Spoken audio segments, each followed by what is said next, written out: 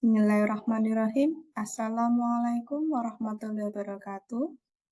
Salam sejahtera bagi kita semua. Perkenalkan, saya Apoteker Regia Desti Rahmayanti, S.Pharm MSc, dosen dari Prodi D3 Analisis Farmasi dan Makanan atau Anafarma, Poltekkes Kemenkes Surakarta. Pada kesempatan kali ini, saya akan memaparkan mata kuliah yang saya ampu di Prodi D3 Anafarma, yaitu mata kuliah Analisa Kosmetik dan Alat Kesehatan. Mata kuliah Analisa Kosmetik dan Alat Kesehatan merupakan mata kuliah wajib yang ada di Prodi dan terdiri dari 3 SKS dan berada pada semester 3. Diharapkan, mata kuliah ini dapat memberikan kemampuan kepada mahasiswa tentang metode analisa pada sediaan kosmetik, perbekalan kesehatan rumah tangga atau PKRT, serta alat kesehatan. Pada kesempatan kali ini, saya akan memaparkan tentang materi antioksidan.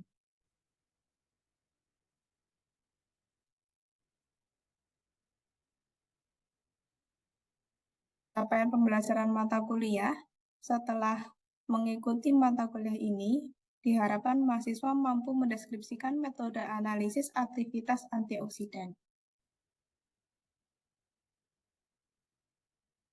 Yang pertama terkait dengan antioksidan, pendahuluan dari antioksidan. Jadi antioksidan adalah senyawa yang mampu menunda, memperlambat, atau menghambat reaksi oksidasi pada makanan maupun obat di mana senyawa tersebut mudah teroksidasi sehingga sel-sel lain dapat terhindar dari radikal bebas.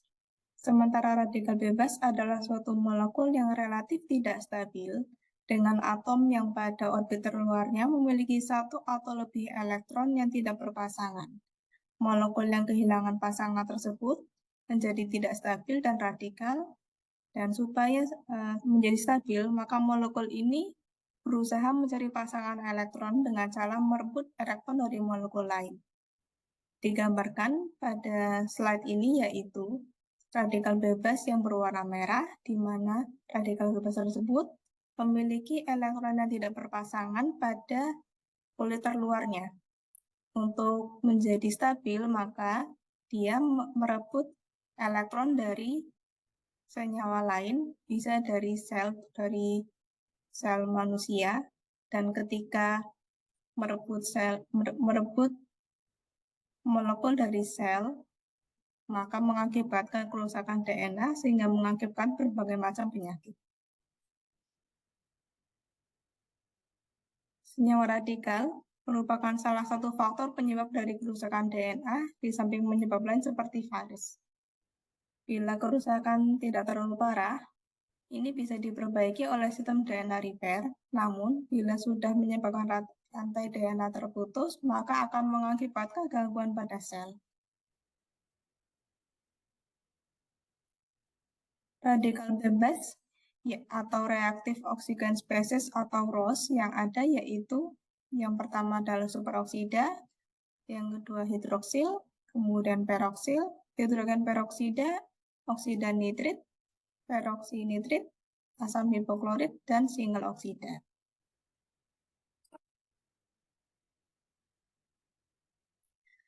Pemicu radikal bebas ada dari internal dan ada dari eksternal.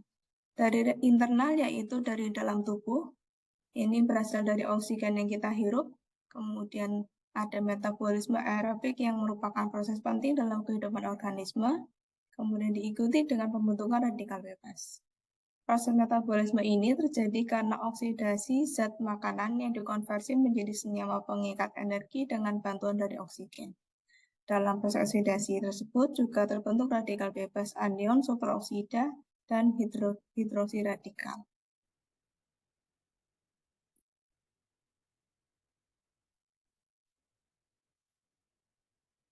Selanjutnya radikal bebas eksternal, yaitu radikal bebas yang didapatkan dari luar. Yang pertama adalah dari polusi udara, alkohol, rokok, radiasi sinar UV, obat-obatan tertentu, sinar X, Dan radikal bebas ini juga dapat diperoleh dari pengolahan makanan yang berlebihan. Misalnya menggoreng minyak yang dipakai berkali-kali, penggunaan zat pengawet, zat pewarna, dan lain sebagainya.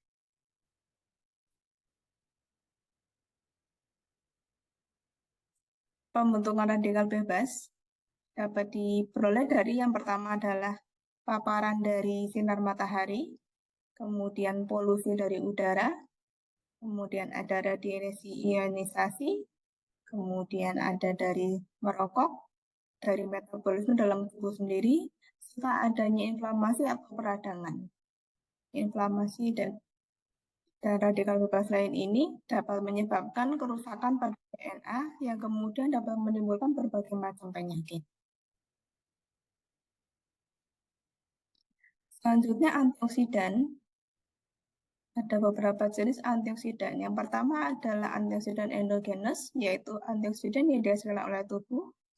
Ada superoksida dismutase atau SOD, ada glutathione peroksidase, katalase, dan ada senyawa non-enzim, yaitu senyawa protein kecil seperti glutatin.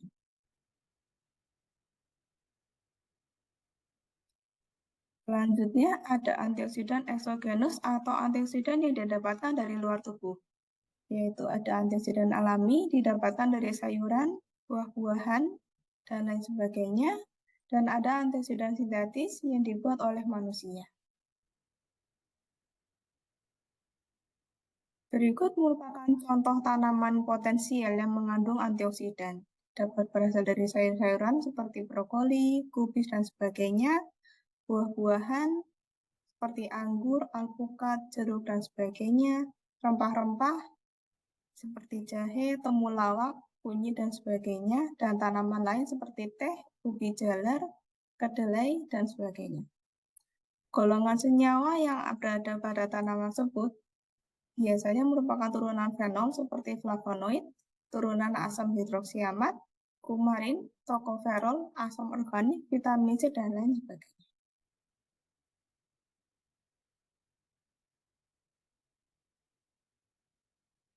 Selanjutnya, antioksidan biasanya adalah atom-atom yang mempunyai elektron banyak yang dapat disumbangkan ke radikal bebas, misalnya atom oksigen, gugus fenol, cincin aromatik. Pada gambar tersebut digambarkan antioksidan yang berwarna kuning memiliki elektron yang berlebih. Sehingga elektron ini bisa disumbangkan kepada radikal bebas, sehingga radikal bebas ini akan menjadi stabil atau tidak reaktif lagi, sehingga tidak menyerang sel-sel tubuh manusia.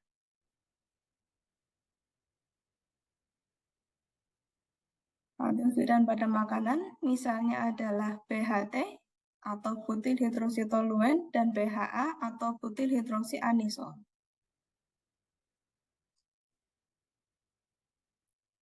Selanjutnya, mekanisme antioksidan. Bagaimanakah antioksidan dapat menangkal radikal bebas? Yang pertama, melalui penangkapan radikal bebas atau free radical scavenging. Antioksidan jenis ini disebut sebagai antioksidan primer, yaitu senyawa yang termasuk dalam jenis ini adalah vitamin E atau tokoferol dan flavonoid. Selanjutnya, mekanisme yang kedua adalah tanpa melibatkan penangkapan radikal bebas. Antioksidan ini disebut dengan antioksidan sekunder. Mekanisme pengikatannya melalui pengikatan logam, penangkapan oksigen, mengubah hidroksida menjadi spesial radikal, menyerap sinar ultraviolet, dan mendeaktivasi oksigen singlet.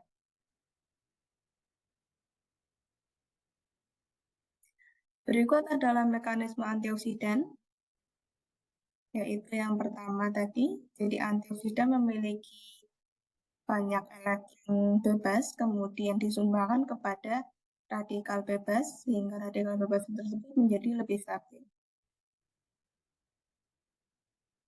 Selanjutnya, ini adalah contoh dari radikal bebas DPPH yang kemudian bertemu dengan antioksidan yaitu RH. Di sini RH ini akan putus kemudian berikatan dengan DPPH, sehingga DPPH yang tadinya reaktif atau radikal bebas tadi menjadi lebih stabil.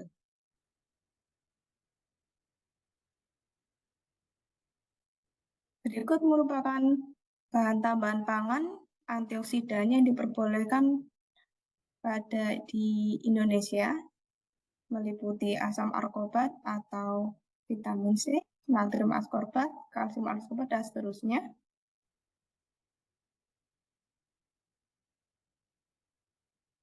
Selanjutnya, uji aktivitas antioksidan.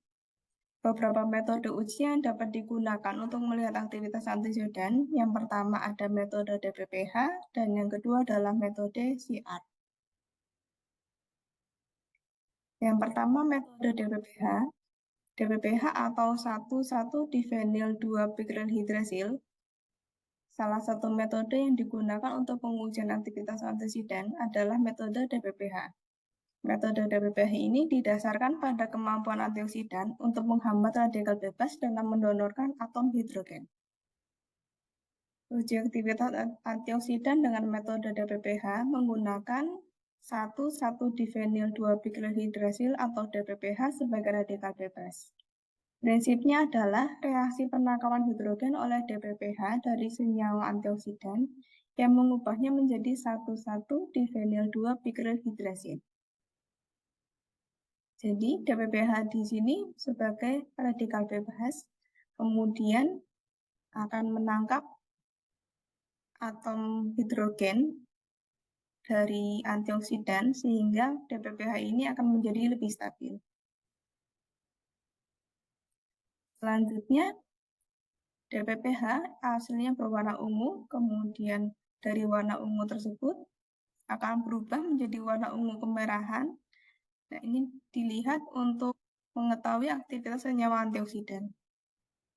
Metode ini dapat menggunakan kontrol positif sebagai pembanding untuk mengetahui apakah antioksidan sampel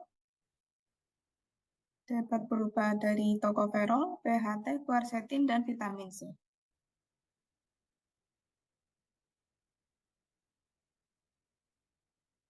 Selanjutnya metode CR menggunakan larutan Ce4 sulfat yang diberikan kepada sampel akan menyerang senyawa antioksidan. Senyawa antioksidan ini dapat berperan sebagai pemindah elektron, maka perusakan struktur oleh elektron reaktif yang berasal dari oksidator kuat seperti Ce4 tidak terjadi. Metode ini berdasarkan spektrofotometri yang pengukurannya dilakukan pada panjang gelombang 320 nanometer. Panjang gelombang ini digunakan untuk mengukur Ce4 yang tidak bereaksi dengan quercetin dan senyawa flavonoid lain. Kapasitas reduksi Ce4 pada sampel dapat diukur dengan konsentrasi dari pH larutan yang sesuai membuat Ce4 dan hanya mengoksidasi antioksidan, bukan senyawa organik lain yang mungkin teroksidasi. Untuk prosedur uji aktivitas antioksidan yang akan saya jelaskan pada kesempatan kali ini yaitu uji aktivitas antioksidan menggunakan DPPH. Untuk prosedurnya dapat menggunakan DPPH, yaitu sampel diencerkan dengan menggunakan etanol pada berbagai konsentrasi yang berbeda. Contoh yang digunakan pada prosedur kali ini yaitu 5, 10, 15, 20, dan 25 ppm untuk setiap sampel yang digunakan. Selanjutnya, larutan DPPH dilarutkan dengan etanol dengan konsentrasi 125 mikromolar. Selanjutnya, 1 ml larutan sampel ditambahkan dengan 1 ml larutan DPPH, kemudian divortex, didiamkan pada suhu 37 derajat selama 30 menit pada ruang gelap atau dibungkus dengan aluminium foil. Larutan tersebut setelah diinkubasi selama 30 menit akan mengalami perubahan warna yang awalnya dari warna ungu menjadi warna ungu kemerahan hingga menjadi warna jingga atau kuning.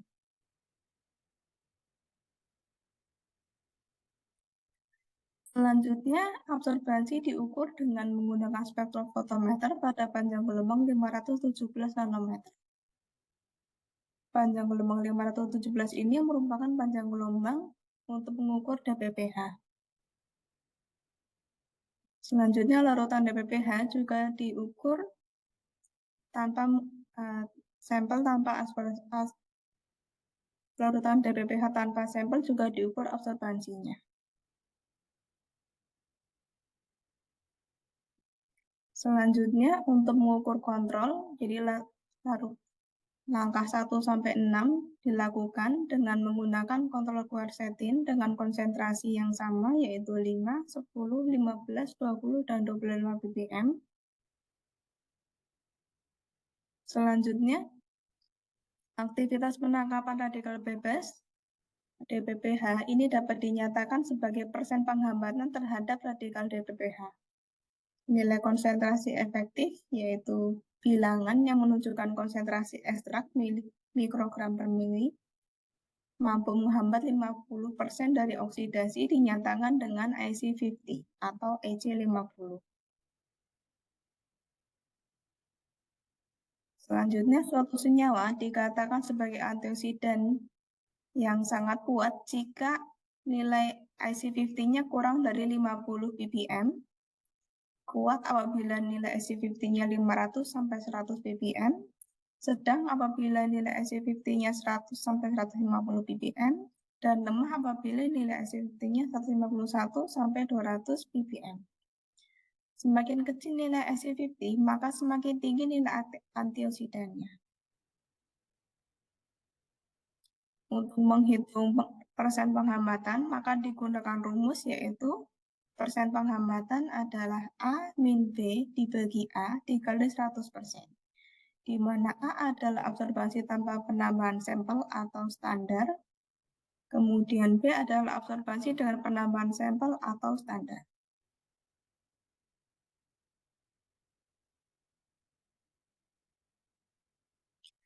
Selanjutnya berikut adalah contoh perhitungan uji aktivitas antioksidan, di mana yang pertama adalah larutan sampel, yaitu pada konsentrasi 5, 10, 15, 20, dan 25. Setelah ditambahkan dengan DPPH, diukur absorbansinya. Didapatkan absorbansi pada konsentrasi 5 adalah 0,397, pada konsentrasi 10 ppm adalah 0,357, pada konsentrasi 15 ppm adalah 0,321, dan pada konsentrasi 20 ppm adalah 0,291, dan pada konsentrasi 25 ppm adalah 0,278. Sementara DPPH yang diukur absorbansinya mendapatkan absorbansi yaitu 0,688.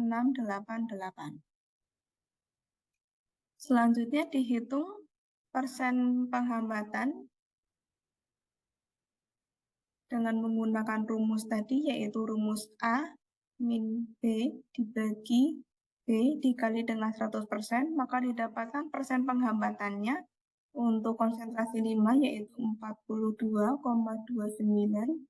651 dan seterusnya sampai konsentrasi ke 25 ppm.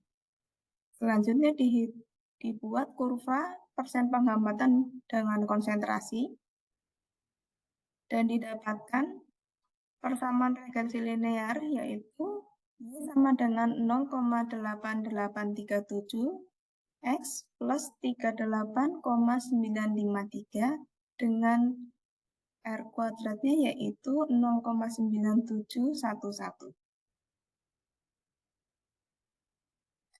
Selanjutnya dihitung IC50-nya berdasarkan persamaan regresi linear yang didapatkan, yaitu Y sama dengan 0,8837X ditambah 38,953, kemudian Y-nya digantikan dengan 50, dari IC50 50%, sehingga didapatkan nilai X-nya adalah 12,50085 ppm.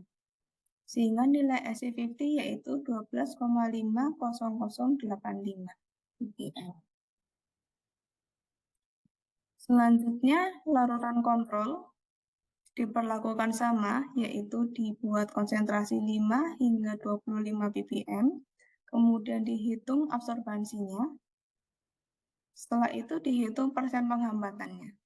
Kemudian kita cari kurva persen penghambatan dengan konsentrasi dan didapatkan persamaan regresi linear yaitu 0,1426x ditambah 28,806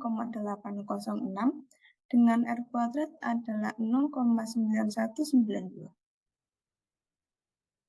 Selanjutnya kita hitung nilai SI50-nya dari persamaan Y sama dengan 0,1426x plus 28,806.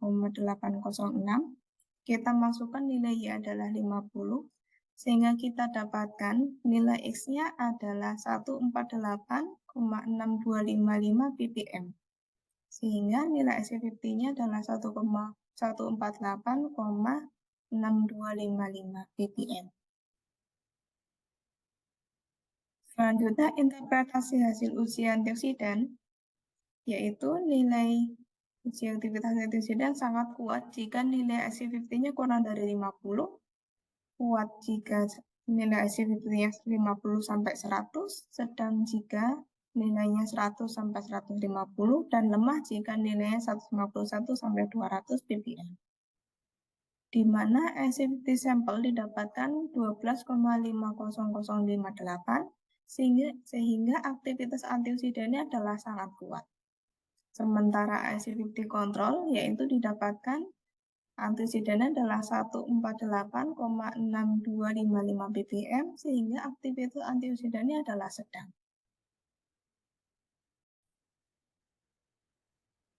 Demikian materi kali ini. Kesimpulan dari materi ini adalah antioksidan diperlukan oleh tubuh untuk menangkal radikal bebas yang dapat mengakibatkan kerusakan sel dan menimbulkan berbagai macam penyakit.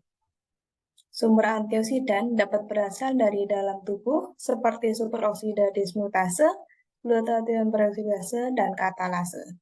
Sedangkan dari luar tubuh dapat diperoleh dari makanan seperti dari sayur-sayuran, buah-buahan, serta antioksidan sintesis seperti vitamin C dan vitamin E. Uji aktivitas antioksidan dapat dilakukan dengan menggunakan metode DPPH, di mana aktivitas antioksidan akan dinyatakan dengan IC50 atau penghambatan 50% dari oksidasi. Demikian materi hari ini, semoga dapat bermanfaat. Kurang lebihnya mohon maaf. Saya tutup. Bila taufiq wal hidayah. Wassalamualaikum warahmatullahi wabarakatuh.